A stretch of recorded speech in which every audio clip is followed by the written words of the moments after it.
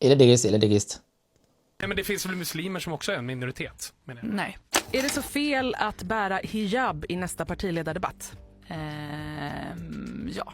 Okej att ha Davidsstjärna, inte okej att ha hijab. Vad är skillnaden? Ja, framförallt är väl frågan varför jag hade på mig Davidsstjärnan i måndags på partiledardebatten.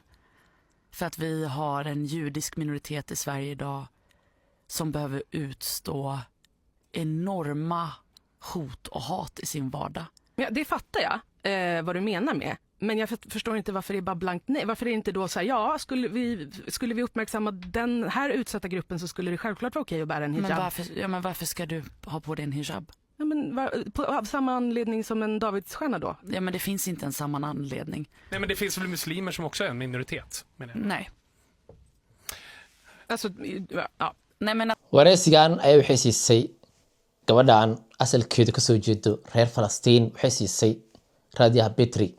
waxay tiri amase horta waxaa la wareystay oo laga wareystay doodii xisbiyada waxay weeratay xidig taasoo matalayso yuhuudda ay matalayso xidigtaas oo xidigtoodii waay oo 6 gees leh. marka sababta u weeratay maxaa waaya la yiri markaas waxay tiri dadka laga tirada badan yahay ay yuhuudda ayaan hadde waxa uu muujinayaa damqasho sababta u xirtay.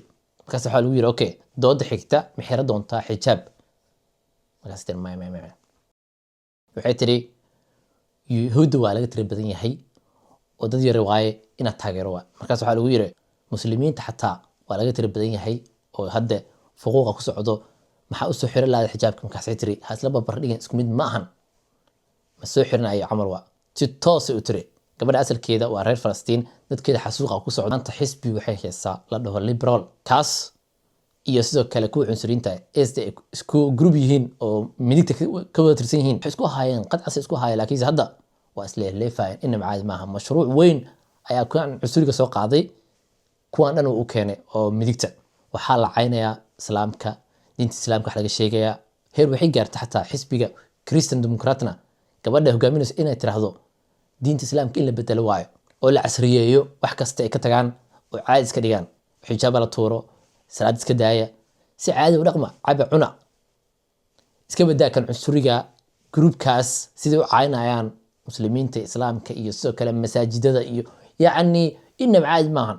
dadka muslimiinta ay Sweden ku dhaqan masaajidkooda si nabada kuma tukadaan. maalin kasta waxaa la hordhigaa waxyaaba yacni mamnuuc ku ah sida in doofaar sidoo kale quraanka la gubo sidoo kale maalin kasta waxaa lagu xardho oo hadda yacni kuwii nazistic ahay faquuqaas iyo sidoo kale nacaybkaas ku socda muslimiinta uma jeedo. gabadhan way caadeysatay mashruuc weyn soo qaadatay lacag waaweyn oo laha yacni oo lahan lacag weyn lagu soo qaatay maadaama ninkan uu tagay kan cusuriga ah ee SD xukuma oo tagay Tel Aviv iyo Jerusalem meelaas uu tagay oo madax darbiga soo saaray lacag la soo sii markaas uu leefleefay in caadi maahan.